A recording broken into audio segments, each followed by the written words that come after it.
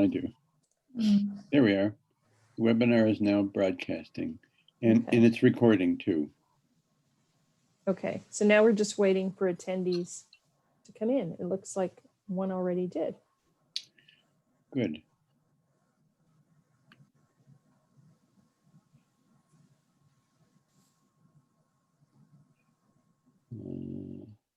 Yeah, we've got 5 now. And I think I want to go over and see who they are. 8 now.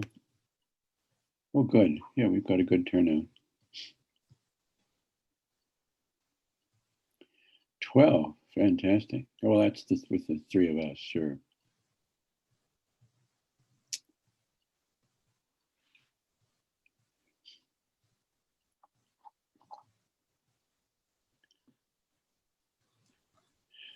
Good morning, everybody. This is a cool Monday morning in October. I hope you all have your outside water taps closed so they won't freeze up this winter. And I just wanted to ask, and I'm not sure if we can do this. Yeah, we can do this by putting up hands. How many people of the 9 of you attending saw 60 Minutes last night? Can you raise your hands? I see 2 hands going up. Any others? Mert, Gary, and Anne. Good. I was talking with Kathy this morning about the program. She saw it too. And we both thought that we were very fortunate living here in Madison, attending Plato meetings and not having our lives threatened because we're following science and where it leads us. We were commenting on how, what a calm, gentle figure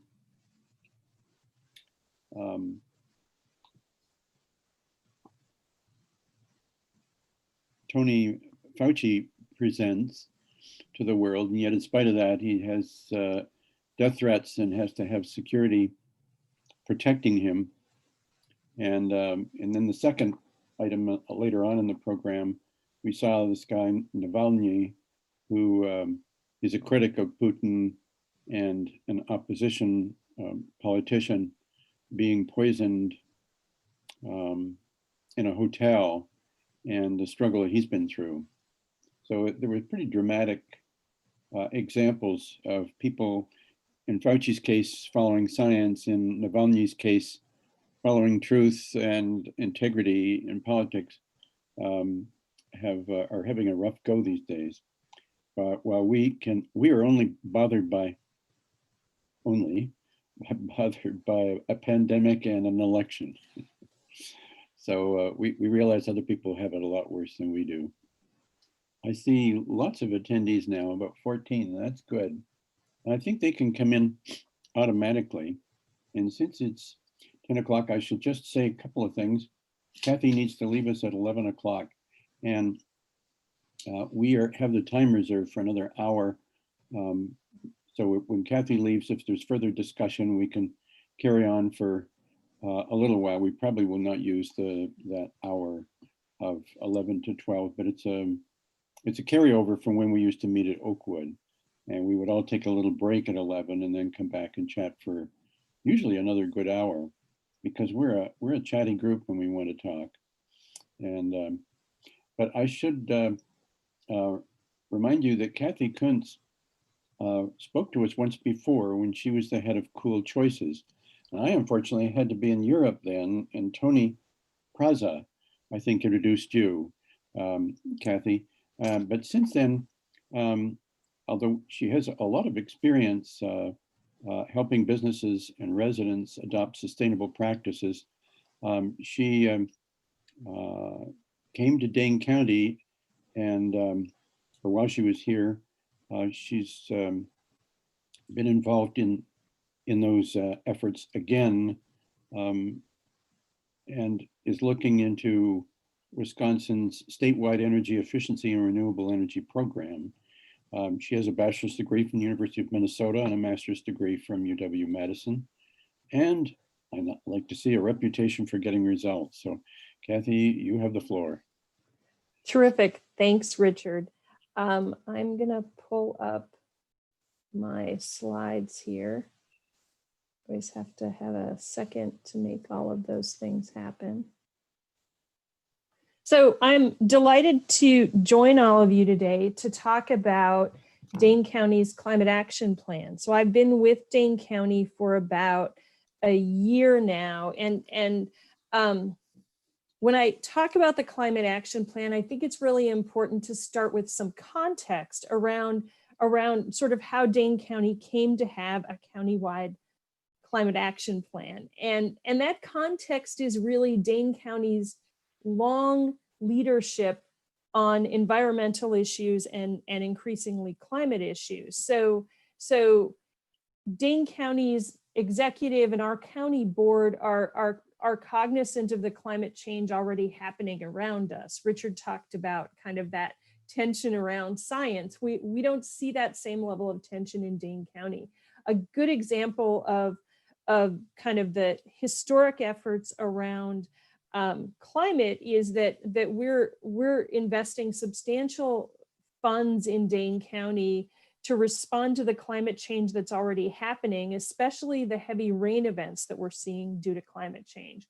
So you might know that we've got dredging projects. We're dredging the Yahara River, but we're also dredging a number of other rivers and streams around the county to improve water flow through those rivers and streams. We're also buying land and restoring wetlands and encouraging cover crops. So there's sort of twofold here in terms of the extreme events.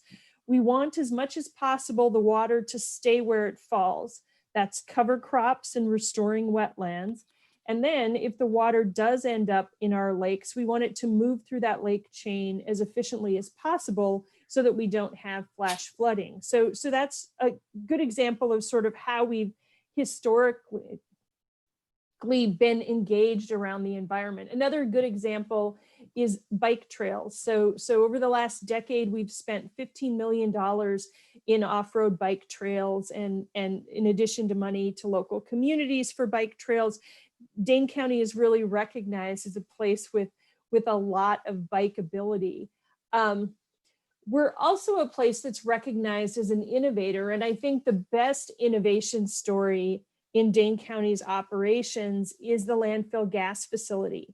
So for a long time, we've dealt with the landfill gas. So for folks who don't know, when you have a landfill, as trash rots, it emits methane, which is a very serious greenhouse gas. We used to capture that methane and turn it into electricity. And as solar and wind energy became more cost competitive, it was no longer economic for us to turn it into electricity. So about 3 years ago, our brilliant folks in waste and renewables implemented a plan to convert that landfill gas to renewable natural gas. So what we're doing now is we're taking that landfill gas and we're cleaning it and compressing it so it is exactly chemically equivalent to the natural gas that is burned in your furnace at home if you have a natural gas furnace. We're lucky enough in Dane County that our landfill is situated on an interstate gas pipeline.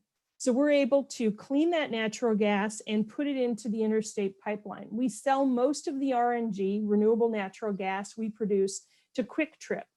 They sell it as compressed natural gas fuel to their customers. We also fuel our own vehicles with it. So we spend about $1.50 a gallon for the fuel that we put in our, and the big place we're using this is snowplows.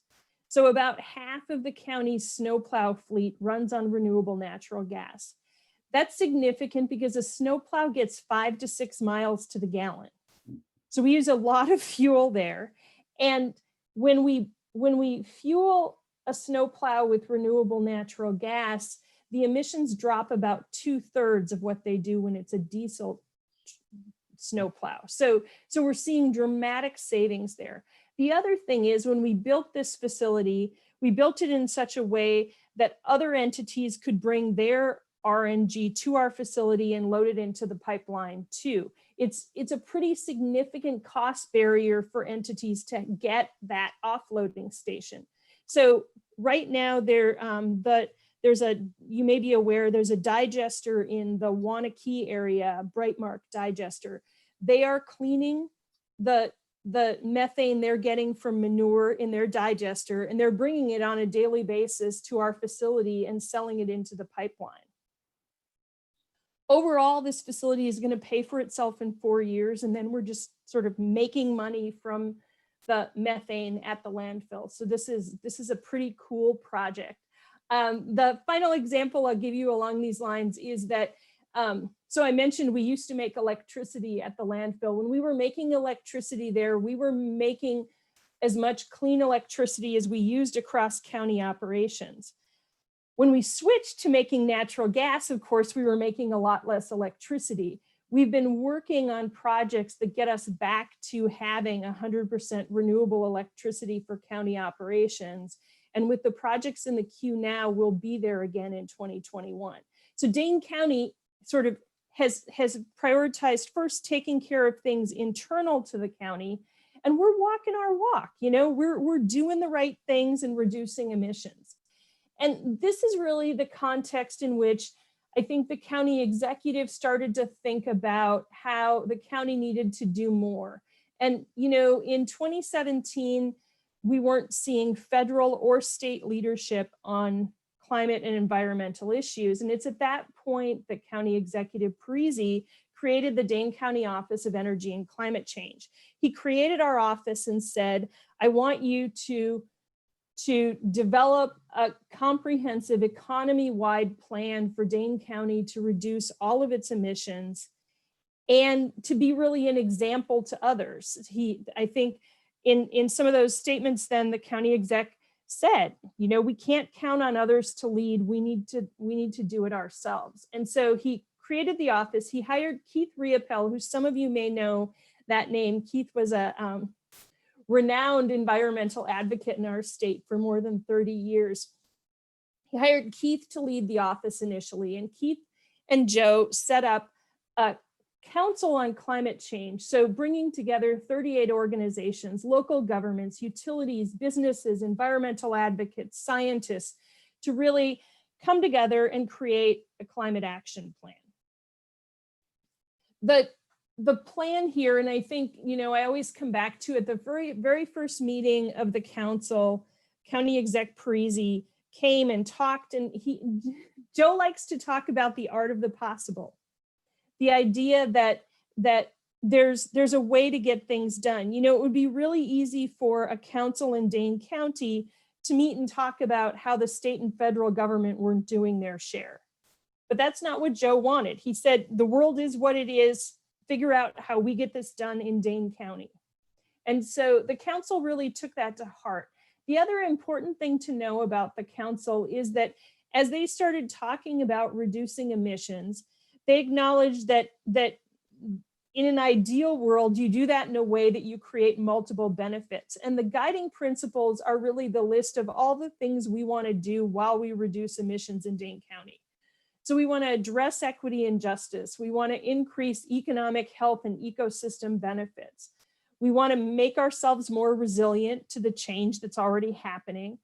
And we want to bridge rural and urban divide. So it's a pretty lofty list of goals. This council said, this is what we want to accomplish. So when you set off on a task like this, you need to understand where you're starting. And so one of the things that Keith and the council did was create a baseline for the county. Where are our emissions coming from right now? Kind of a lot here.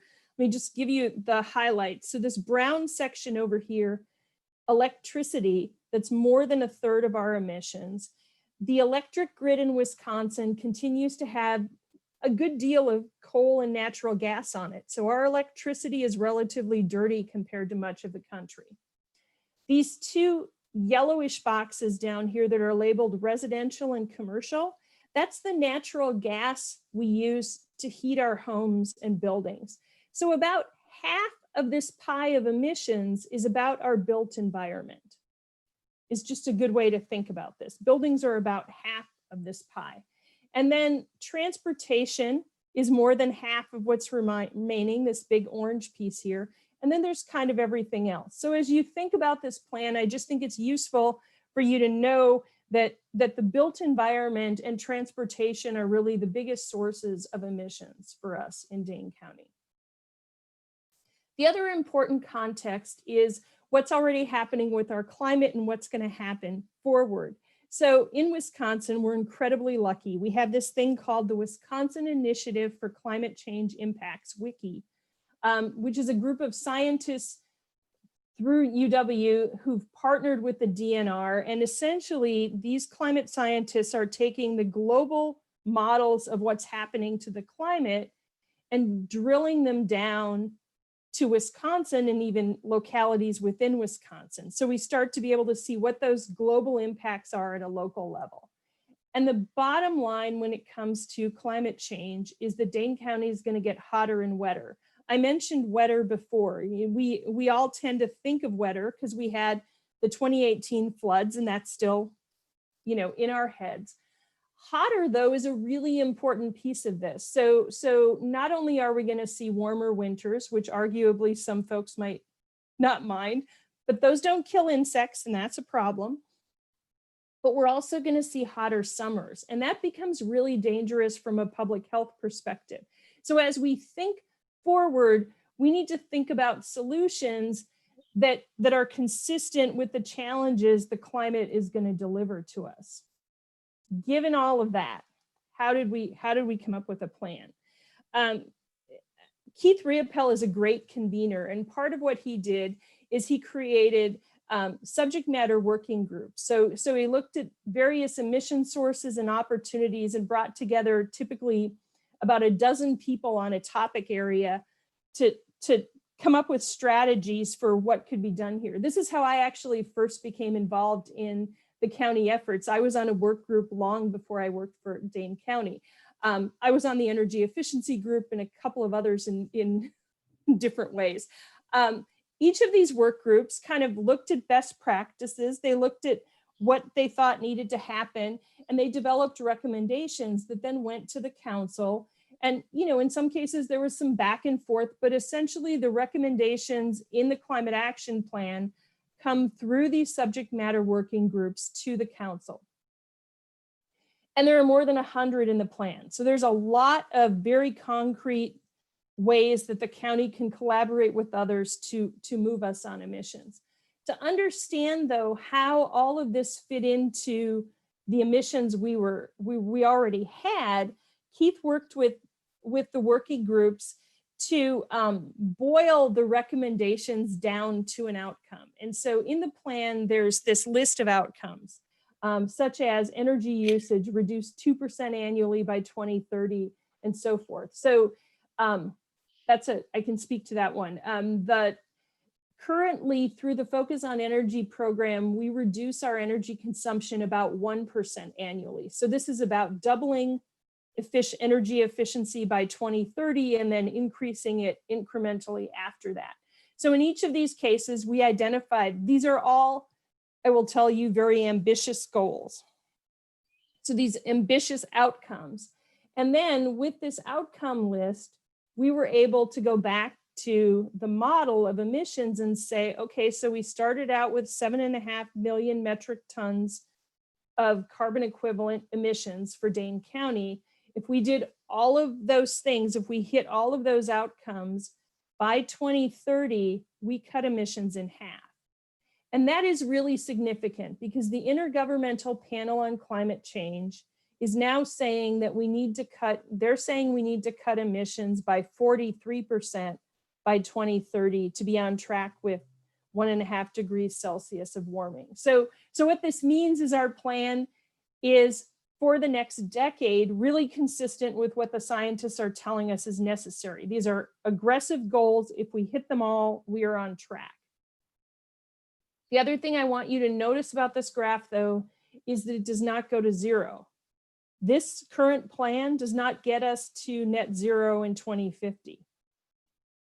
Under here, the emissions that are still left after 2030 and even 2050 here are mostly the natural gas in buildings and the gas and diesel in vehicles. This current plan doesn't completely eliminate those sources.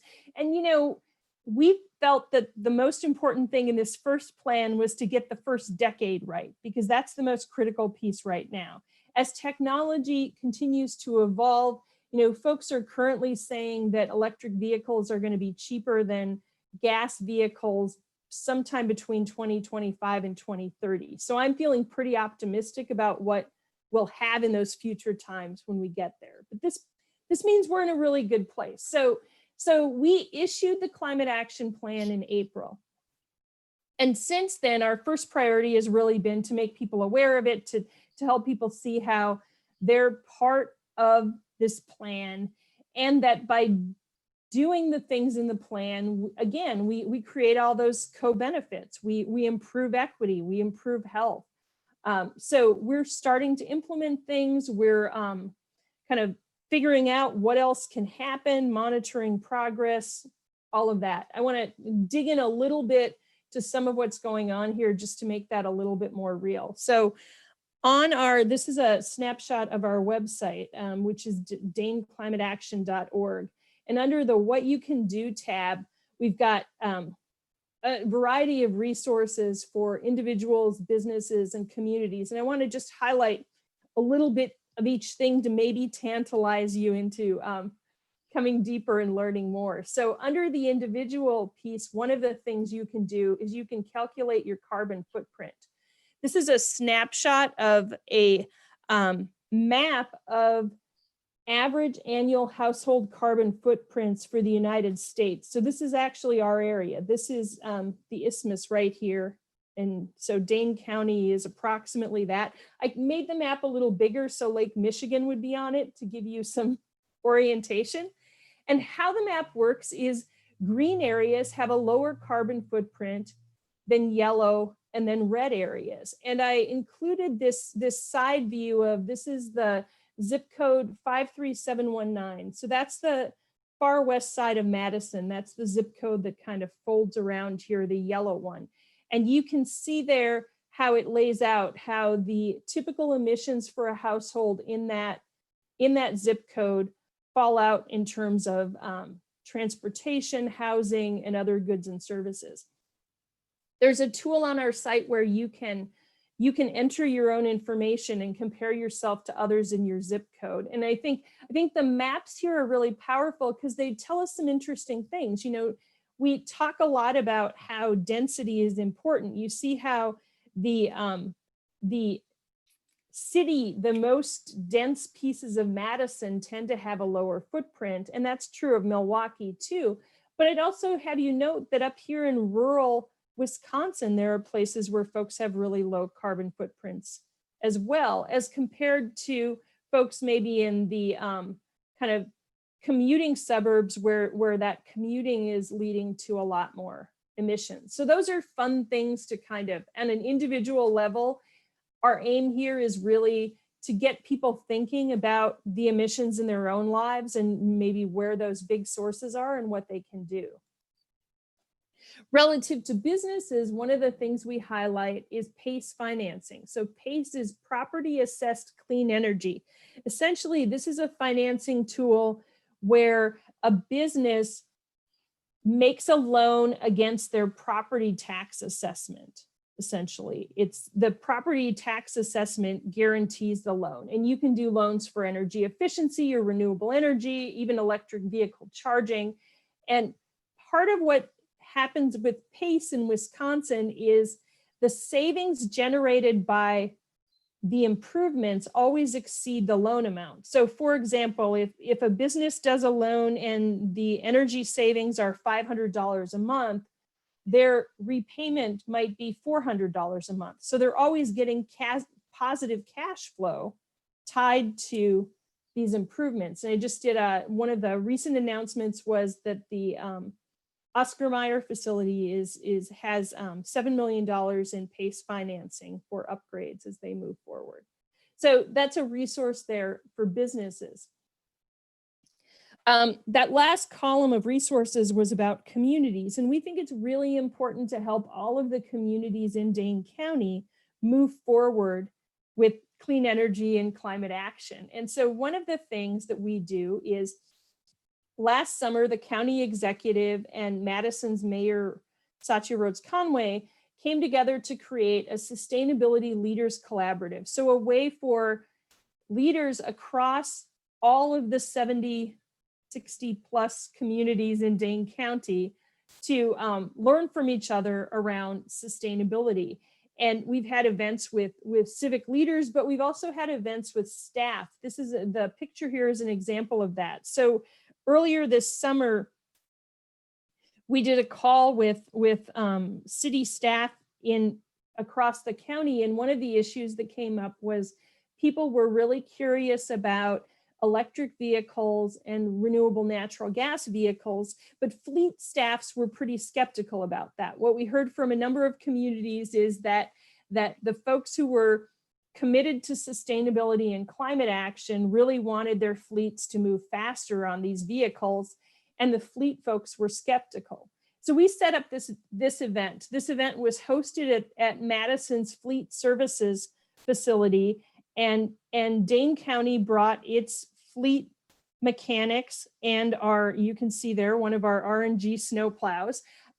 Madison had their fleet mechanics there, and we invited the fleet folks from all of the other communities in Dane County. And so we had this great outdoor, socially distanced, you can see folks are all wearing masks, event where mechanics got to talk to each other, and they got to ask other mechanics those questions about, so really, how is it to have the RNG snowplow, and what are the drivers saying,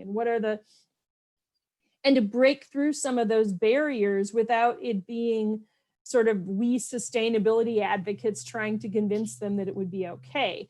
And this has helped that issue move forward in a couple of Dane County communities. You know, it also spurred more conversations. These guys are now, they know each other. They're talking to each other about, you know, what do you think of this hybrid? What about that hybrid? So all examples of how we're sort of moving these things forward already. I want to, though, kind of as I circle through all of this, come back to this list of outcomes we're going after and kind of how we're going to go after them, and kind of just dig into a couple to give you a little bit more of a sense of all of the pieces here, and then I'm going to throw it open for questions. So I mentioned energy usage before. Currently, through Focus on Energy, we save about 1% of the energy we use annually. Our goal is to increase that to 2% by 2030. And when we talk about energy efficiency and really resource efficiency more broadly, what the county can do is make it easier for businesses and local governments and residents to use less. And we're lucky in Wisconsin. We have a number of resources. Focus on Energy is our statewide energy efficiency and renewable energy program. There are resources there. I talked a little bit about PACE.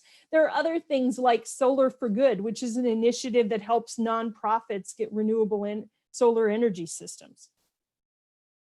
There are lots of pieces. When the Energy Efficiency Committee working group talked about this, we concluded that really what people need more than anything is a guide, is someone who can help them make sense of the opportunities and figure out what's relevant to them, and also do that in a holistic way. So if you have someone helping small businesses in Mount Horeb, they shouldn't just help them with energy efficiency. They should also be able to talk about vehicles and water and waste and really do this in a holistic way. And so that's our vision for one of the pieces that needs to come out of our climate action plan, is a kind of concierge service. We're currently, there's two nonprofits, Elevate Energy and Sustain Dane, are doing a pilot of this idea with small landlords in Dane County, where these are the kind of the families who own one or two buildings and don't have the resources to make sense of all of the ways that they might interact with these programs. And so it's really a way to help them make sense of that and find the best options for them. So that's one of the kind of our primary strategies when it comes to energy and resource efficiency, is how do we make it easier for folks to get where they want to go. Want to also talk about vehicle miles traveled. So our goal there is we want to reduce the total vehicle miles traveled in Dane County 15% from the baseline. We're the fastest growing county in the state. So ultimately that 15% absolute reduction means about a 33%. So cutting by a third how many vehicle miles traveled every person has in the county by 2050. And you know, when I first joined the office and was thinking about how we accomplish these goals, this is probably the goal that I thought was the hardest, because even through recessions, we see vehicle miles traveled flatten, but Americans like to drive. This is a tricky one. I bring this one up though, because in the CAP, if you did a search of the CAP, I actually did this the other day to confirm it, the phrase telecommuting never happens. We have lots of ideas in there about how to reduce vehicle miles traveled, but it turns out that the pandemic has really created an additional opportunity for us. We're seeing a number of businesses across the county and the county itself talking about how probably even when the pandemic ends, we're going to think differently about telecommuting forward. So that's creating an opportunity for us to reduce our vehicle miles traveled, to think differently about highways than we had before. And so I raised that one a little bit to illustrate how we have a plan, but it has to be agile and flexible because we're living in a changing world and some things are moving really faster than we think. The final one I'll just put out there is the manure and digesters. So currently about 5% of the cow manure in the county ends up in a digester where it's processed. And again, right now, the primary thing is that we're converting that to renewable natural gas and selling it into the natural gas pipeline that the digester and farmers are. There are significant benefits to this in a variety of ways. First, for the farmers, they're seeing a new revenue source off that manure in a way that they didn't before. Putting the manure into a digester also protects our groundwater, and it reduces smell for neighbors and all kinds of, there's lots of benefits there. All of that said, it's not the way that farmers in Dane County have traditionally dealt with their manure. And so there's a barrier here about how we've always done it and changing how we've always done it. And so we know that to influence farmers at the scale we want to influence them, we have to collaborate with trusted messengers, with people who have standing with farmers. Again, this isn't a place where Kathy's going to drive up to the dairy farm and go, hey, have I got a deal for you? That's not going to work with these folks. We've got to really think about, and I think it exemplifies an important thing about our plan, that a lot of what we're doing is about partnership. It's about having the right folks in the conversation to move whatever the issue is forward in the right way. The other thing that's fundamental to our plan is positive reinforcement. So the very first official program we're launching is a Climate Champions program, where we're going to be recognizing entities that are leading on energy efficiency, water conservation, fleet practices, sustainable ag practices, and kind of another category that says, if you're being a champion in a way I didn't think of, tell me and I'll be glad to recognize you. And our point here is to call out the leadership that's already happening in the county. Positive reinforcement is the most powerful tool we have to influence behavior. two really important things happen when you use positive reinforcement. When I call out Richard and say he's a great example of something, the folks around him go, oh, well, I could be a great example too. And it pushes them to do more. The other thing that happens though is when I call out Richard, I make him more self-conscious of what he's doing. So if I say, Richard is the best recycler we know, he is going to be really careful about recycling right, because what if people see him recycle wrong and then they're going to go, he didn't deserve that award. And so there's a way that by calling out leaders, you make them double down on their leadership while you inspire others to lead too. And for us as a county, with kind of the limited authority that a county has, this is one of the most powerful things we can do to move things forward. The graphic here on this slide is of our clean energy map. Before we even started the Climate Champions program, we started doing this on our website. On our map, we show not only the county's solar installations, but we show other local governments and private businesses' solar installations with a little information and a picture, because we want to sort of hold up those examples and inspire people to go, well, why isn't our building on their cool map kind of thing? It's all about positive reinforcement. With that, I'll just close by saying, it's incredible. First, thank you for being here today. Thank you for learning more about the CAP. Certainly, reading the CAP, you can download it from our website. If you want a paper copy, you can reach out to me and I can get you one of those. One of the most important things everyone can do to help is to talk about climate change. This issue is important to us, but we tend to not talk about it. And as we talk about it, we kind of raise the volume of concern and create more space for action. And of course, we're always excited to hear success stories and other thoughts and ideas. So that's definitely true. We'll make sure you all have my contact information. I want to stop sharing though, so that we can create a gallery view, maybe, and take some questions. Thank you. Thank you, Kathy. That was a great talk. I enjoyed it a great deal to have a better appreciation of what's going on in Dane County. I have lots of questions, but I'm going to hold off. And I see that Ann Ostrom has a question, and let me see what that is.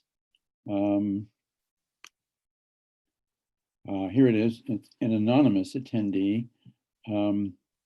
Which businesses are leaders in Dane County? So in part, I want to say, stay tuned for our Climate Champion announcement. We actually have one, I'll tell you, there's a local dentist, Artisan Dentist, that is the first carbon neutral dentist in the country. Wow. And they're right here in Dane County.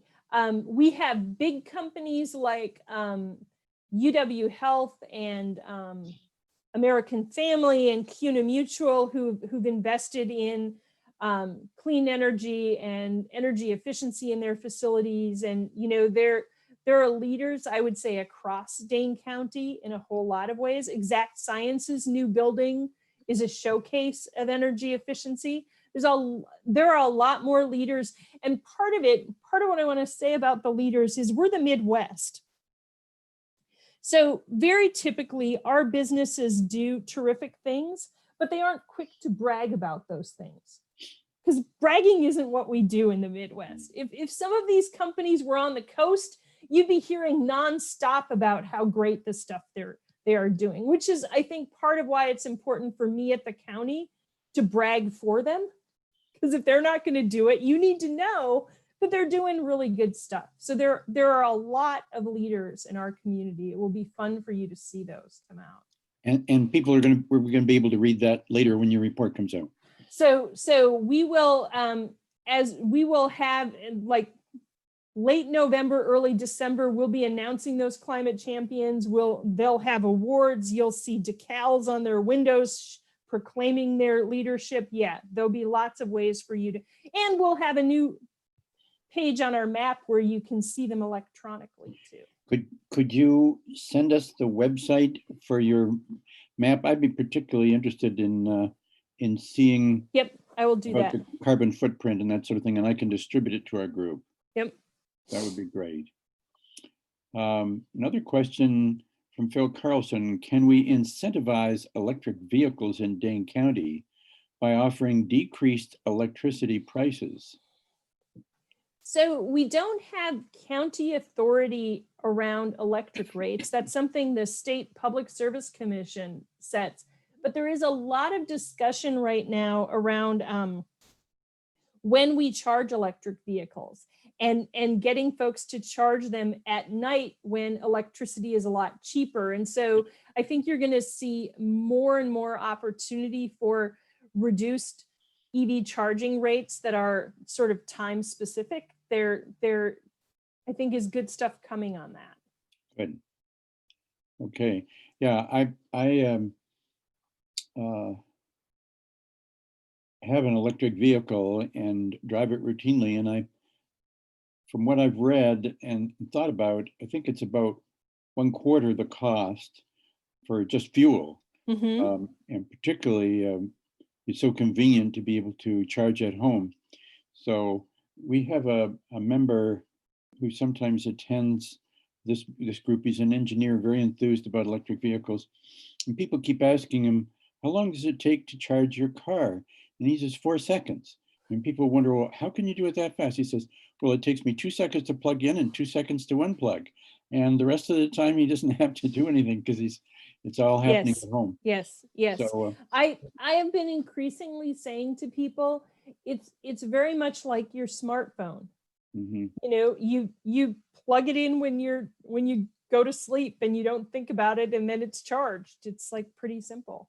It looks like the next question is about EVs too, is about so how much good will electric vehicles do if Wisconsin electricity grid remains dirty?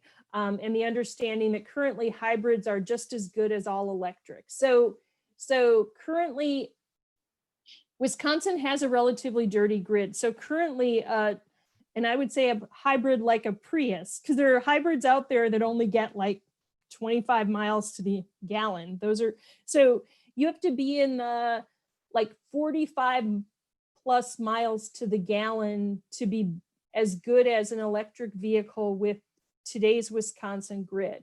The thing is, though, our electricity is getting cleaner every year. I mean, even in the time since, so I showed you our baseline from 2016. If we redid that now, that electricity piece would be slightly smaller because every year the utilities are adding solar and wind to their grid and they're retiring coal plants. Nothing else is moving as fast as electricity toward being clean. So if like Richard or like me, I have an electric vehicle too. Every year the fuel for that vehicle is cleaner than it was the year before. That's good. Well, we'll come back to that. I would like to address that, the cleanness or lack thereof of our electricity again, but let's go on to the next type of question from Kathy. I admit this might be Kathy Burnham, I'm not sure. But anyway, she says, does the CAP include any recommendations about walkability that developers could take into consideration? Yeah, it's a great question, Kathy. And there's a whole section of the CAP that's about land use. And we recognize that, you know, part of what causes the level of emissions, particularly around transportation, is we're not giving people good options for other things. You know, this is why I talk about all the bike trails. You know, if we make areas safer for biking and walking, that increases both those things. So there are recommendations there. That's an area where you know, cities have authority for their own development. The county can't override cities in how Wisconsin politics work, how our Constitution works. Mm-hmm. So we have to figure out how to work with them and persuade them to think about increased walkability in those neighborhoods. And part of, I think, what's really important there is that developers hear from consumers who want walkability, who say, well, I wouldn't buy a house in a development that didn't have sidewalks. I don't want to live somewhere that's that far from amenities, because all of that, I mean, developers build what they think the market wants. And so we need to also make sure that they're hearing from folks like you that want walkability. Okay. Doug Edwards has an interesting question. Well, they all do. He says, no matter how much we do in Dane County, it won't be sufficient to solve this problem. How do you interact with other counties, both inside and outside Wisconsin? And how can we effectively influence other counties? That was sort of asked before, but I think you can perhaps elaborate with this one. Yeah, I think it is certainly the case. We cannot solve global climate change by ourselves. As we do things, though, and demonstrate the economic benefits in particular of taking action, we can persuade others. And relative to folks within Wisconsin, there are currently about 1 in 3 Wisconsin residents lives in a community that has passed some sort of climate ambitious goals, that has set a net zero by 2050 or goal of some sort. So, and those communities are talking to each other. We talk routinely to those other communities and share things. So I think there is growing momentum there. Yeah, we all have to do this, but I think I'm persuaded by the county exec's argument that what we can control is what we do here, and we need to be an example, not an excuse for others not to act, kind of thing. Good. Okay. I have a question that relates to this idea of 100% renewables by 2045 for both wind and solar. I noticed that when we talk about wind and solar, we talk about it as though we're going to invest in it and that will be it. But I've had solar panels on my roof now for 13 years, and they're now operating at about 75% of what they were when they were installed in 2007. And I anticipate that in another 7 years or so, they're going to be down to about 50%.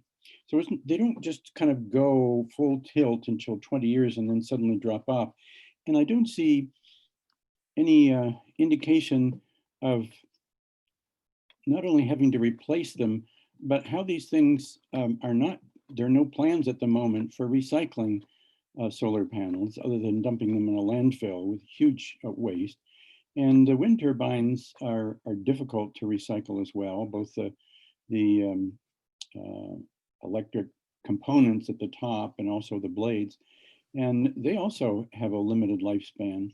And of course, both these are intermittent and require backup at the moment, since we don't have batteries that will last very, very long. We're talking mostly methane support.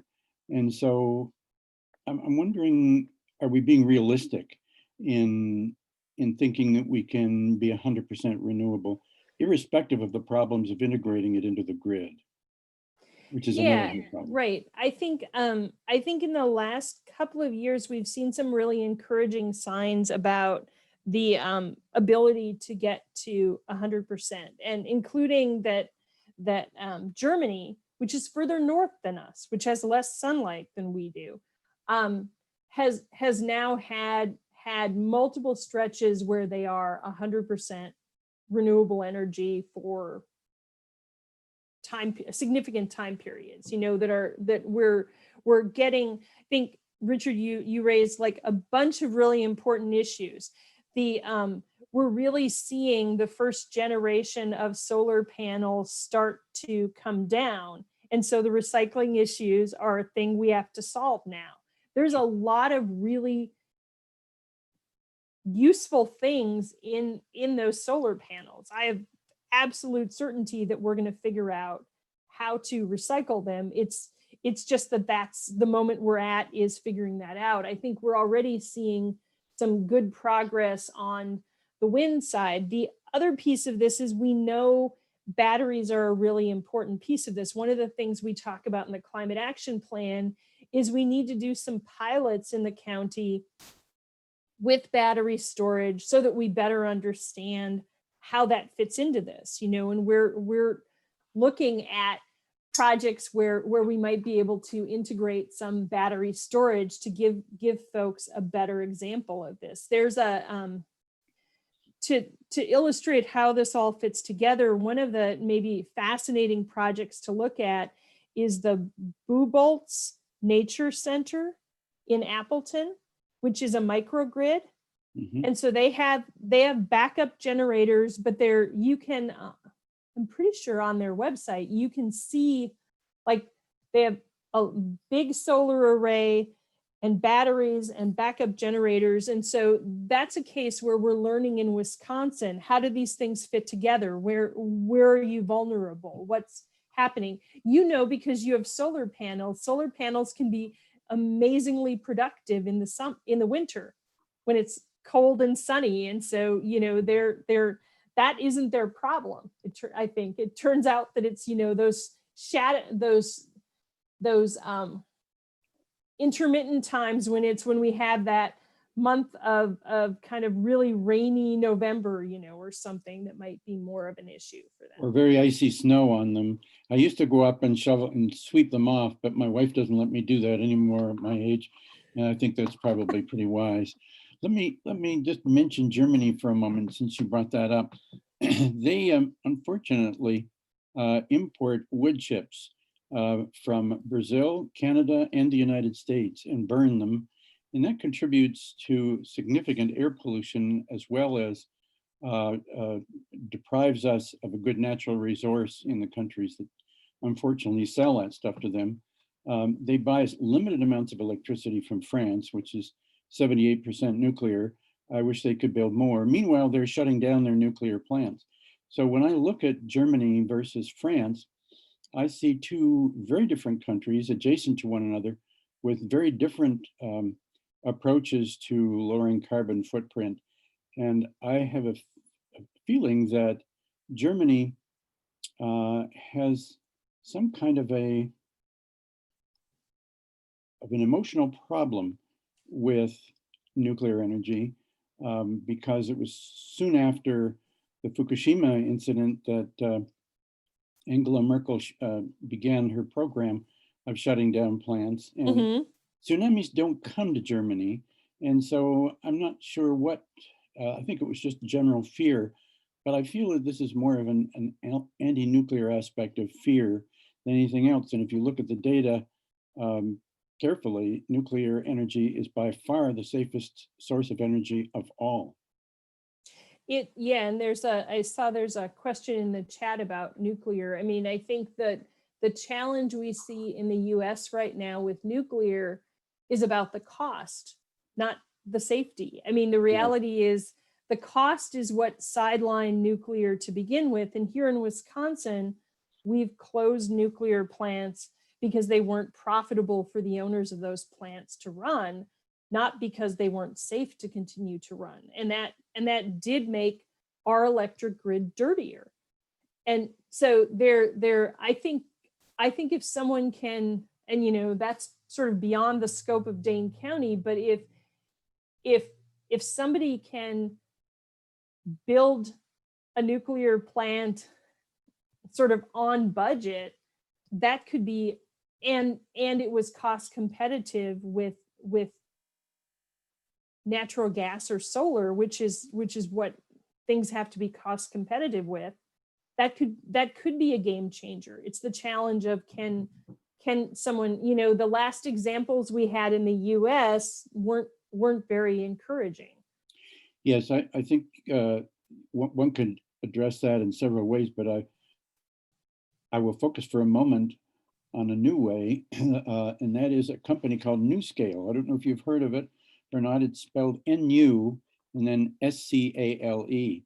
And this is a company out in Oregon, and they're starting to build a prototype in Idaho. But just recently, they got approval from the Nuclear Regulatory Commission, and South Africa has ordered 6 of them just recently. So they already have orders coming in. I think the cost of these, since they're the size of 2 school buses, buried underground, about 300 megawatts each. You can put them in small ones in the numbers that you need rather than have a very large one. Mhm. And for example, put in a small one that would handle parts of Dane County. And speaking of Dane County, I'm going to ask the question of Joe Parisi. He has been quoted as saying, "No nuclear plants on my watch." Has you heard him say that, and has he expressed an anti-nuclear opinion, or not so much?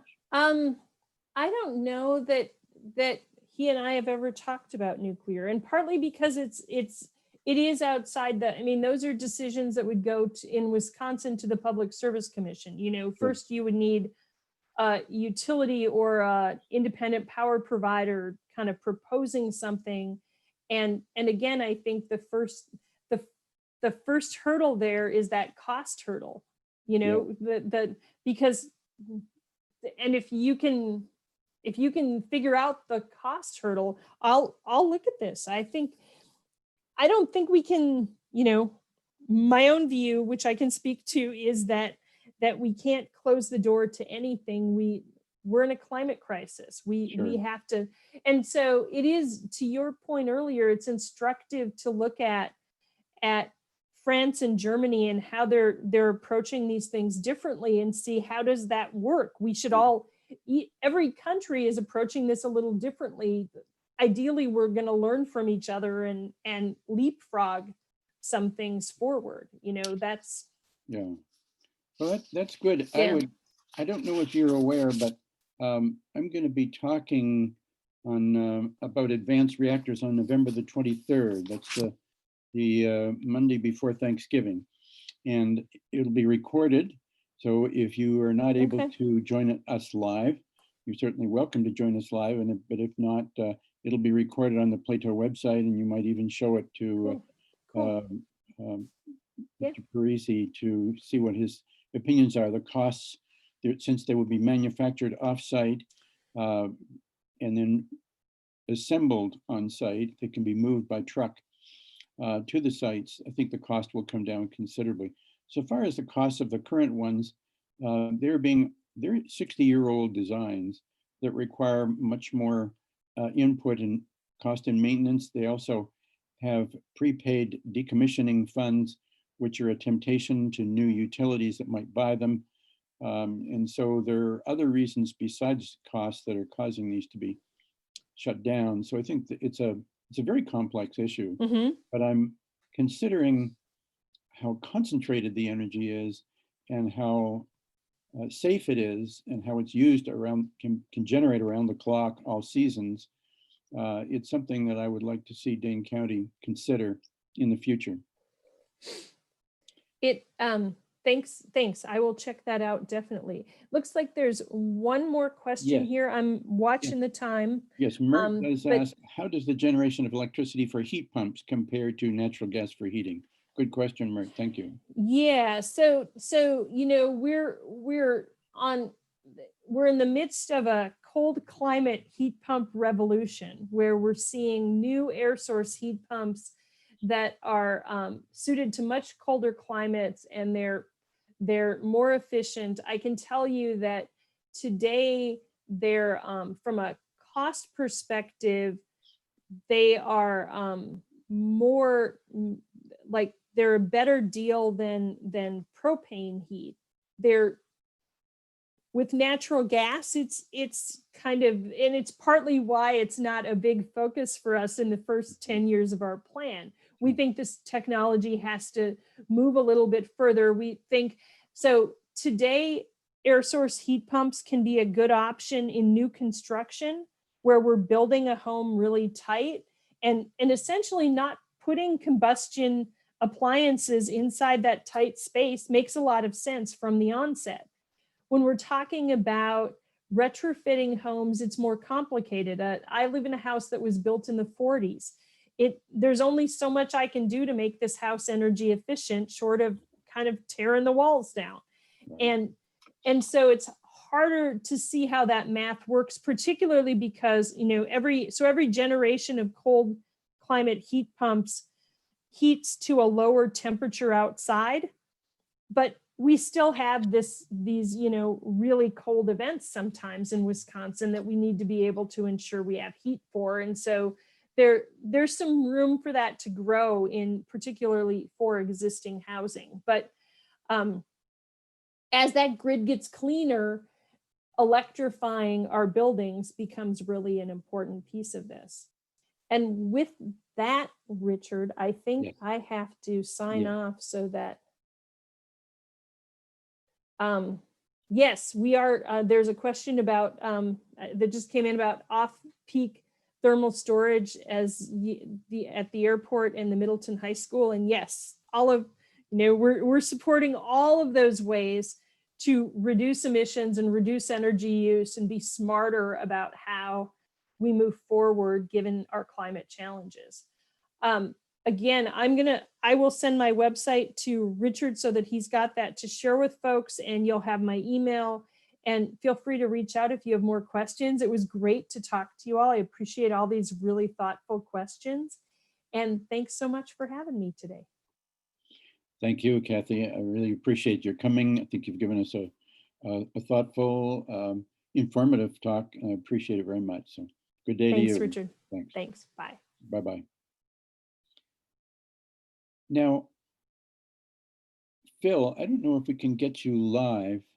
I'd like, since Kathy has left us, if you could elaborate a little bit on the off-peak thermal storage systems that are used at the airport and at the high school. It'd be hard for you to type your answer, but let's see if I can unmute you in some way so that you can talk to us. I'm going to put allow to talk. There you are. Okay, I'm talking. Can you hear me? Yes, I can. Thank you.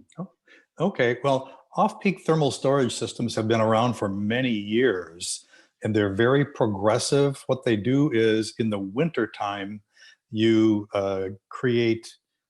you store heat during off-peak in the form of, for example, in the middle of the night, you heat up bricks or whatever as a substance to store heat, and then you shut the electricity off, and then you run air through them during the day so that you can store your heat and use that. Then similarly in the winter or in the summertime, you create ice in the middle of the night, and then during the day, you can circulate that cool air throughout your buildings, and you can have much more cost-effective heating and air conditioning that way. And I think that that's been installed at Dane County Airport and also at Middleton High School. They're expensive systems, but they are very cost-effective over time. That's encouraging. I did not know that, and I was vaguely aware that they exist. But thank you for informing me. I will try and inquire further, particularly into the airport, since I know Rich Maury, and can ask him about that for some details. So thanks, Phil. I'll look into that. Yeah, it's a great topic. Yeah, we might even get him to talk to us about it. That would be very interesting. People would be interested in that. Yeah, very good. Any other folks like to raise questions? I can, if you put up your hands, I can click on you and then get you unmuted.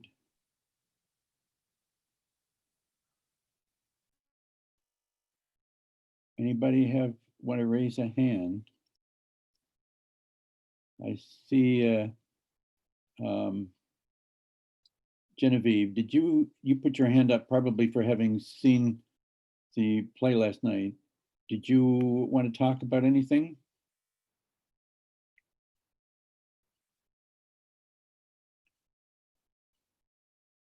I'm going to go to Doug Edwards because he's just put his hand up. So Doug, you're on. Hey, so I was going to make two comments. One is that I believe that geothermal heat pumps, that is a heat pump that would interchange with, the ground, is or are more appropriate for our climate. And I know of people who have put these in. They're more expensive though, because you have to sink a well, obviously. And the other comment that I was going to make is that I haven't done this within the last year, but a couple of years ago, I actually did compare the price of propane with natural gas, and on a per BTU basis, they were identical. Ah, So I don't think that there's any clear advantage to heating your home with methane or natural gas over propane. yeah, I just think it's very convenient if you have natural gas coming to your house. You don't Sure. have to be filling up your propane tank from time to time, but No, that's absolutely true, but I'm just saying that on a per Yes. BTU basis, sure, they're the same. And so, you know, where natural gas lines aren't available, that's why I suspect people use propane. yeah. I would also guess, knowing the chemistry of propane with 3 carbons as opposed to methane with 1, that probably for the amount of BTUs released, propane would be somewhat more CO2 generating than methane. True, but you know, you got a problem with methane, you've got a problem with propane. Neither one of them is going to solve the problem. You have problems with every form of energy. Yeah, I don't think there's one that doesn't have a problem, or 2 or 3. But yeah, now while we have you on the line, Doug, you're going to be talking to us next week. Would you like to give the group, your title is a useful model for predicting climate change. Would you like to give the group some tantalizing remarks to encourage them to attend? I don't know if I can come up with tantalizing, but I hear a little chuckle there. so yeah, so many people may be familiar with the En-ROADS project that is a collaboration between MIT and I believe that the nonprofit was Climate Interactive or something like that. In any case, they have assembled a climate model and have joined that with an economic model, and using it, you can model different approaches to deal with the climate problem. And it actually allows, you know, people like all of us to play around with the model and test out our personal favorites to see how we might do in solving this problem. And so that's what we're going to do. And in fact, I'm asking a friend of mine, Phil Smith, who has made a number more of these presentations than I have, to participate with me in, and everybody will have an opportunity to play around with the model themselves, as well as look at the results as we're playing with it. That's exciting. I like that idea. During your talk, we can play around with the model. Yes. Yeah. That should be fun. Yeah, you demonstrated a little bit for me, and I was quite intrigued, and so much so that I invited you to give this talk, and I think it should be fun. It's even if we don't find it useful on a day-to-day basis, I think it's great for us to explore carbon footprint ideas and various things that were even touched on earlier today. And as we often talk about the various things that are impacting the climate over the next 30 or 40 years, this is becoming a very crucial time to start to do that. So, and I will say that everybody will walk away from this with the ability to load the model on your own computer and play with it. good. So everybody will end up with access to a copy of it. That's great. Well, thank you, Doug. Now, is this who developed this algorithm? Did you, or did Phil, or others? No, actually, this was developed, as I said, by a, I'll call it a consortium, but Okay, a couple of organizations, I believe Climate Interactive okay. and MIT have worked together Yeah, you did on say that. this. Yeah, that's right. I forgot. Yeah. Good. Well, that's great. Thank you, Doug. We look forward to next week. It's 8 minutes after 11. We've got some time to chat, reserved for anybody who would like to. Go ahead and put up your hand. Looking for any new hands.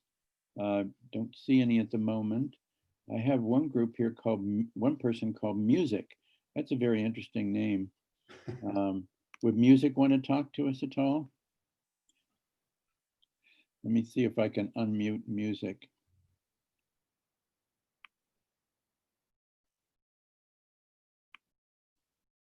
I'm asking you to unmute.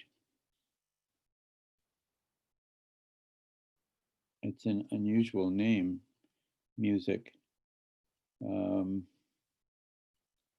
But I think Music just dropped out, so Music must be shy today. Any other people would like to have a few words? It's fun to see your names. I can't see your faces, but I can see your names here, and our good regulars are all here. There are 17 of us, or 17 of you, I should say. And it's nice to see that. I'd like to see the numbers go up because I'm sending this out to over 40 people. And the nice thing about Zooming is that you can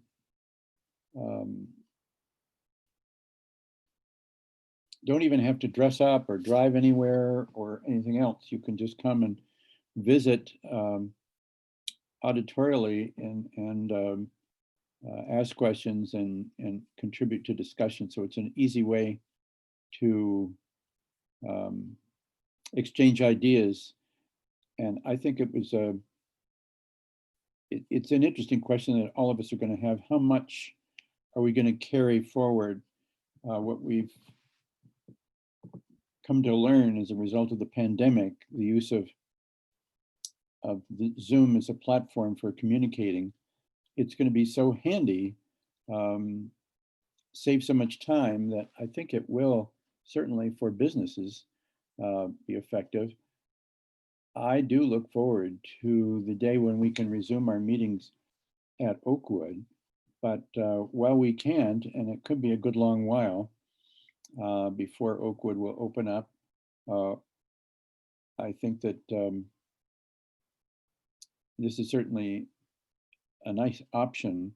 It's wonderful that we have this platform, and I'm grateful to Plato for providing an advanced version so that we don't have to worry about the time limit that we'd dealt with last spring. I should mention a couple of changes in our program that I'm going to send around to you. On November the 9th, I've got group panel discussion. I've now deleted the word panel.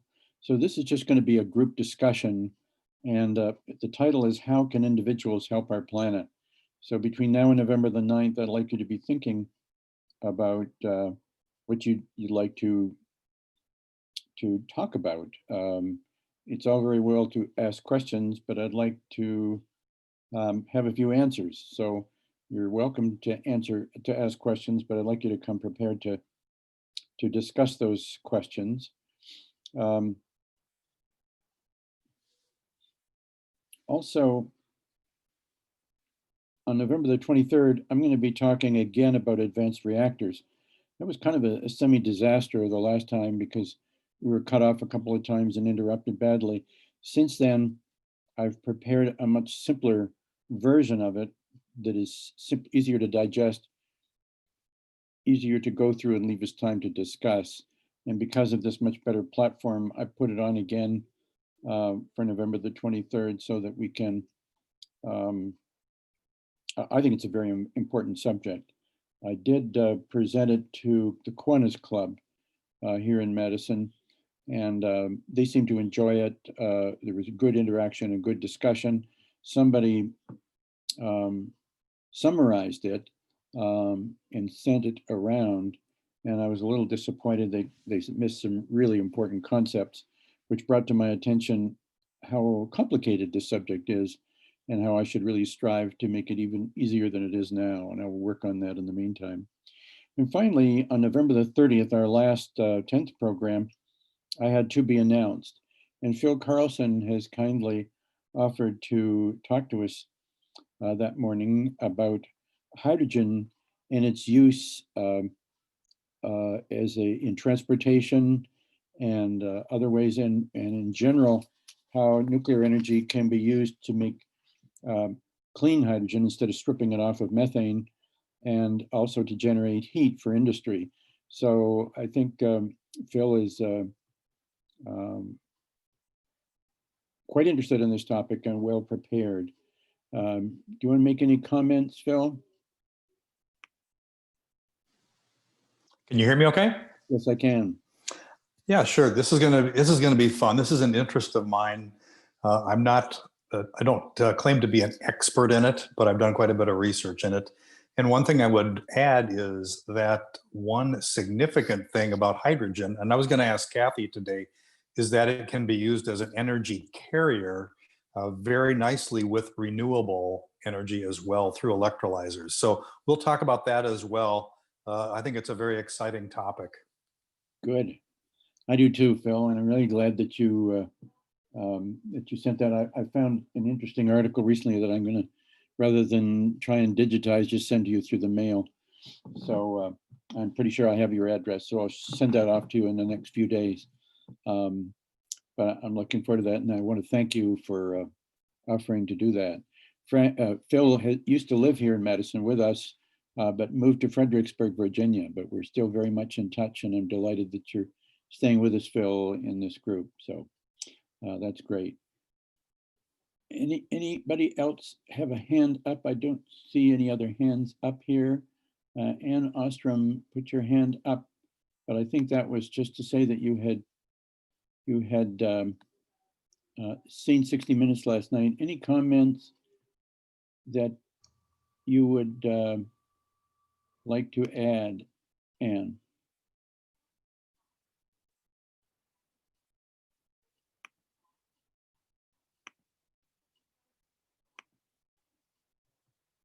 I think I'm not able to. There, are you there, Ann? Okay, my question is, are you recording this? And if you are, how can we access it? Good question. Thank you for asking that. Yes, they're all being recorded. Now I'm not hearing you. I don't know what I've done. Okay. That's funny. Well, that is funny. I think I'm unmuted, but I muted you for some reason. Yeah.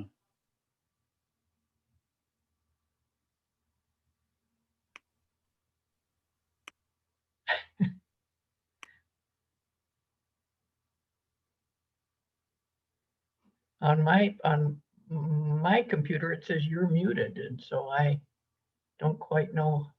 Okay. There you go. Now you're. Okay. Yeah. No, I can't hear you. Good. Thank you for that question. It's a very good one. Yes, we are being recorded. There's a little red light shining on the Well, I'll ask someone else if they heard you. And I have not been able to hear your response. okay. So everybody can hear me now? I kind of think so. This is being recorded. All of our sessions have been recorded since, well, we didn't record George Erickson's talk, but I think since then, I think the water talk was recorded, as well as the one on Antarctica, and then this one today. So they will be available through the platomadison.org website. And if you go to the Pathways to a Sustainable Planet on Monday mornings, there should be a place there for those to start showing up.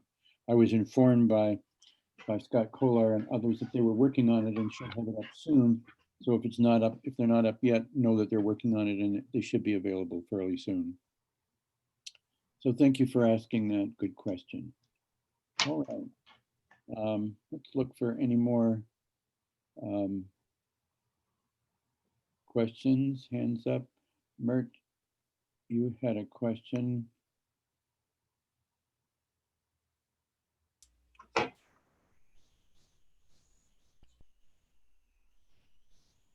Anybody else?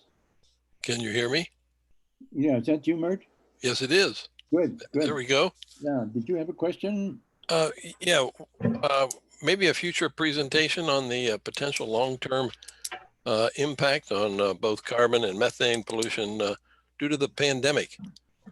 As Kathy pointed out, that has not been in any of the previous, or at least things done in the last year planning for the future. And this could have a wide range of impacts and or encouraging behavior changes, what we call social science. There's kind of the environmental science, and then there's the social science side that the pandemic has brought to us.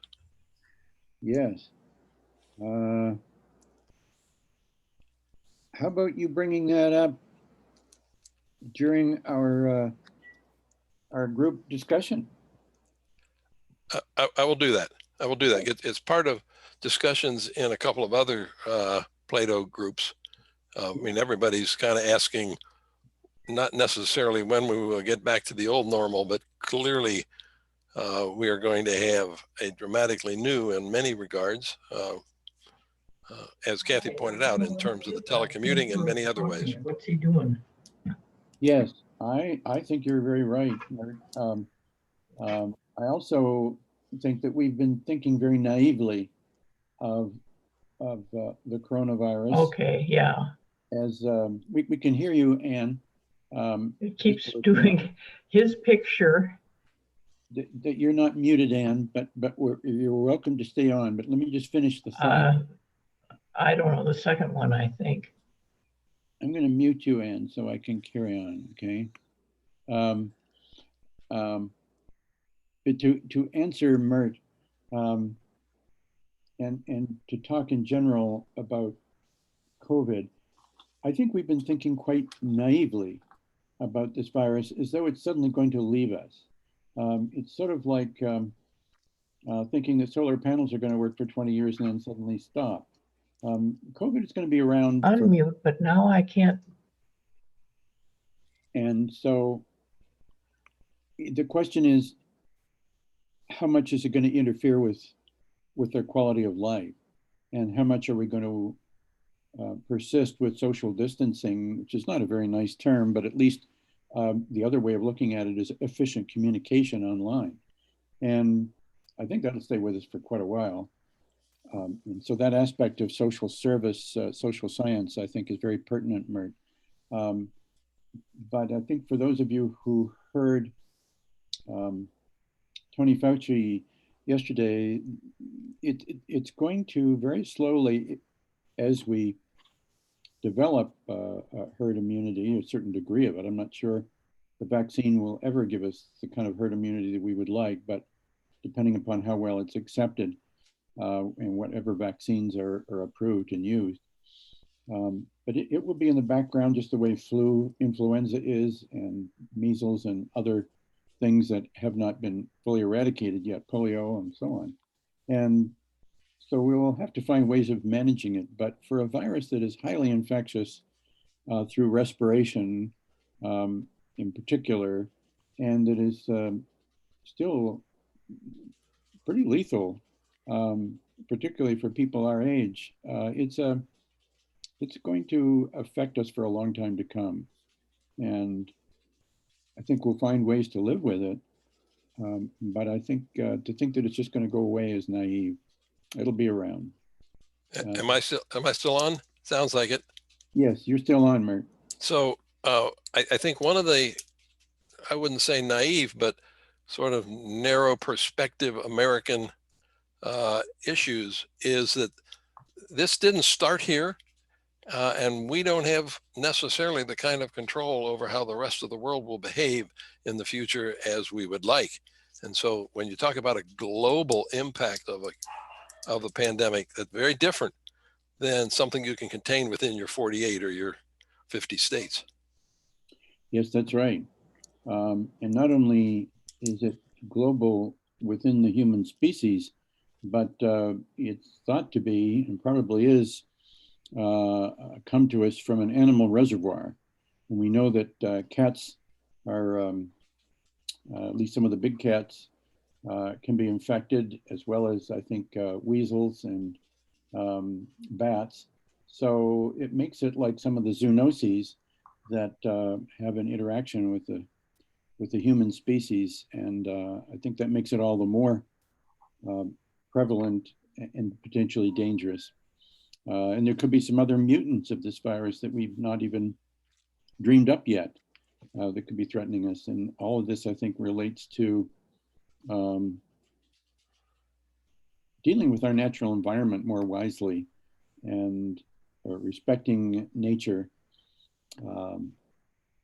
more than we have been so far. Particularly, of course, the problems of poverty in the tropics and using bushmeat is a thing that comes to mind immediately, but there are other issues that we need to be watchful for.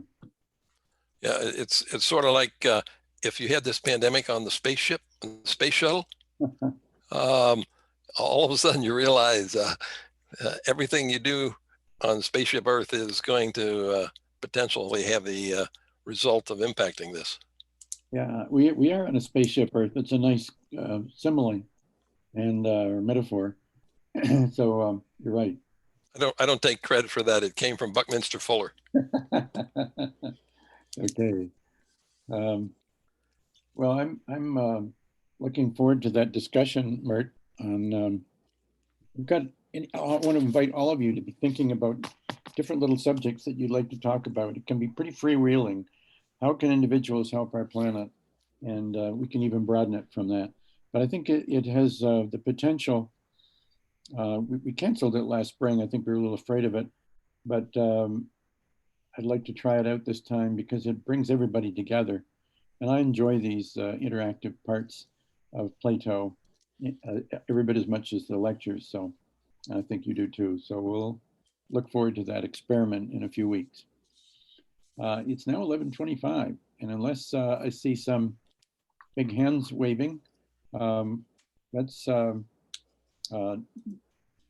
it an end for today, and we'll look forward to seeing and hearing from Doug next week. And thank you again for volunteering to speak with us next week, Doug.